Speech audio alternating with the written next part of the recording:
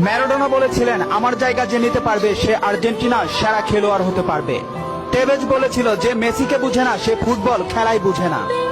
ব্রাজিলের পেলে বলেছিল, মেসিকে কখনোই খারাপ খেলতে দেখিনি, সে সবসময় একই ধারে খেলে আসছে।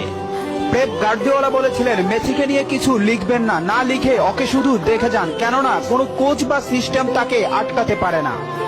রাইকেট বলেছিলেন, মেসির গোল এক একটা শিল্পকলা, আবার বলেছিলেন মেসি মানে ফুটবলের ইতিহাস।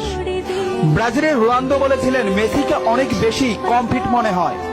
ফিকো বলেছিলেন, মেসিকে দেখা মানে অর্গজমের পর অবিশ্বাস্য। জাভি বলেছিলেন, মেসি অন্যদের থেকে কতটা এগিয়ে এটা যারা বুঝে না তারা অন্ধ।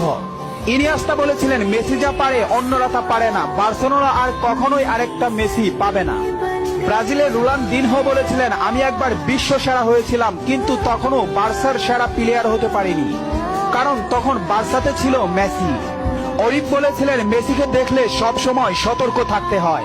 ইব্রাহিমোভিচ বলেছিলেন, মেসির বাঁ পায় যথেষ্ট, ডান পায়ের কোনো প্রয়োজনই নেই। খুলিদ বলেছিলেন, মেসিকে দেখতে পাচ্ছি বলে আমরা ভাগ্যবান, কারণ মেসি ফুটবলের সৌন্দর্য।